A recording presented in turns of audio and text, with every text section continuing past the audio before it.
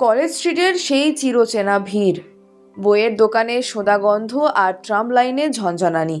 কলকাতার এই চেনা সুরটা কি একদিন হারিয়ে যাবে? ট্রাম তো কেবল যার নয়, এ যেন কলকাতার ধমনী। কিন্তু আজ যখন শহর থেকে একের পর এক রুট থেকে ট্রাম বিদায় নিচ্ছে, তখন শ্যামবাজার স্প্ল্যানেড রুটের এই ট্রাম লাইব্রেরি যেন এক অভিমানের ঠাসা স্মারক হয়ে দাঁড়িয়ে আছে।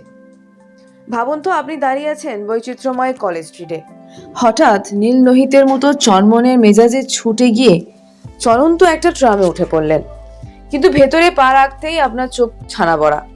ট্রামের চিরাচরিত কাঠের সিটের বদলে চারপাশ সাজানো রয়েছে বই দিয়ে।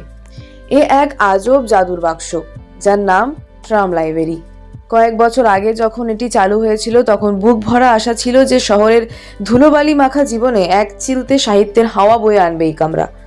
ভেতরে পা রাখলে আপনার সঙ্গে দেখা হয়ে যাবে সুনীল গঙ্গোপাধ্যায়ের ছটপটে গদ্যের, শীর্ষেন্দু মুখোপাধ্যায়ের সেই অদ্ভুতরে আধ্যাত্মিকতার, কিংবা অতীন বন্দ্যোপাধ্যায়ের নীলকণ্ঠ পাখির খোঁজে থাকা সেই বিষণ্ণতার।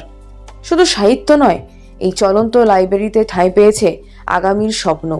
WBCS বা প্রতিযোগিতামূলক পরীক্ষা একগুচ্ছ মোটা বই, ফ্রি ওয়াইফাই, আর সাথে ই বুকের ব্যবস্থাও ছিল, যাতে প্রযুক্তির যুগেও ট্রাম তার প্রাসঙ্গিকতা না হারায়। কিন্তু এই শীতাতপ নিয়ন্ত্রিত ট্রামের বইগুলোর গায়ে কেন এত ধুলো, কেন এই অযত্ন? তবে কি ট্রাম লাইব্রেরি যতটা সফল হওয়ার কথা ছিল ততটা হতে পারল না?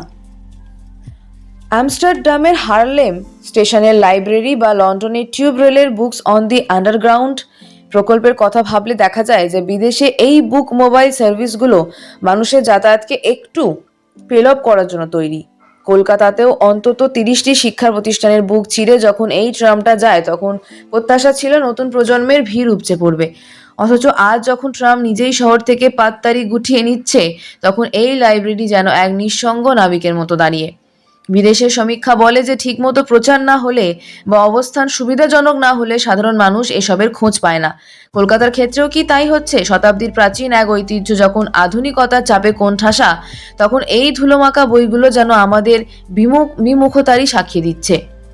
ট্রাম উঠে যাচ্ছে এই খবরটা যখন খবরের কাগজে বড় করে ছাপা হয়, তখন এই ধুলোমাখা লাইব্রেরিটার কথা ভেবে মনটা কি একটু কেঁদে ওঠে না? হয়তো আজ থেকে কয়েক বছর পর ট্রাম কেবল জাদুঘরেই থাকবে, আর এই ট্রাম লাইব্রেরি হয়ে থাকবে এক সুন্দর ব্যর্থ রোমান্টিকতার গল্প। তবুও ধুলো ঝেড়ে একবার যদি কোনো পাঠক ওই ট্রামের জানলায় বসে কলেজ স্ট্রিটের দৃশ্য দেখতে দেখতে একটা প্রিয় কবিতার বই হাতে তুলে নেন, তবেই হয়তো এই শহরের হৃদস্পন্দন আবার নতুন করে ছন্দ ফিরে পাবে।